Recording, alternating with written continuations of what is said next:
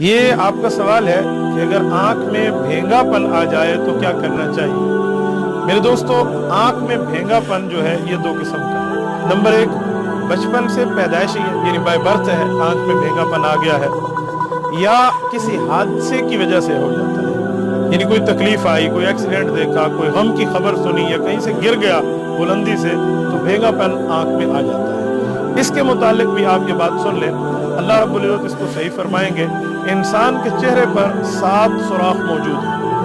ان 7 سوراخوں میں ایک ایک سوراخ پر آپ نے جس چیز کو پڑھ کے پھونکنا ہے وہ وظیفہ میں آپ کو بتا دیتا ہوں۔ یہ میرا ذاتی تجربہ ہے اور آزمایا ہوا وظیفہ ہے۔ ہماری فیملی میں ایک بچے کے ساتھ یہ ہوا تو ہم نے اسی طرح اس کے ساتھ وظیفے پر عمل کیا، اللہ رب العزت نے اس کی آنکھ کو صحیح سلامت فرما دیا، بالکل وہ دیکھنے والا بن گیا تھا۔ میں آپ کی خدمت میں وظیفہ عرض کرتا ہوں۔ یہ سورۃ نجم کی آیت نمبر 17 ہے۔ اللہ رب العزت فرماتے ہیں ما زاغ البصر وما طغى۔ ایک بار آپ اس کو پڑھیں اور ایک بار آپ نے سورۃ یاسین پڑھنی ہے، اور سورۃ یاسین کی ترتیب کے سورۃ یاسین میں 7 مبینیں ہیں۔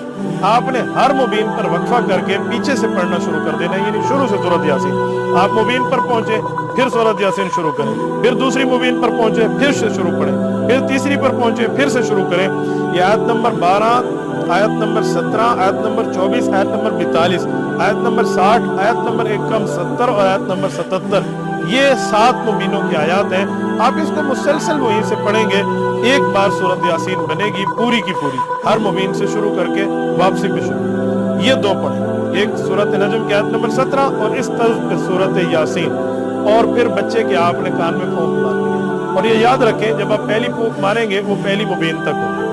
دوسری سوراخ میں یعنی کان کے دائیں طرف سے شروع کریں اور پھر کان کے بائیں طرف پہ جائیں، پھر دوسری مبین، پھر تیسری مبین ہے، پھر ناک کے سوراخ میں، پھر ادھر ناک کے دوسرے سوراخ میں، 4 ہو گئے۔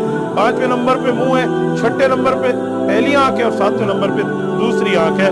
یہ 7 مبینوں کو آپ پھونکیں گے، انشاءاللہ تعالی اللہ رب العزت فضل فرمائیں گے اور اس بچے کی اور اس بندے کی آنکھوں کو صحیح سلامت فرما دیں گے۔ جزاکم اللہ۔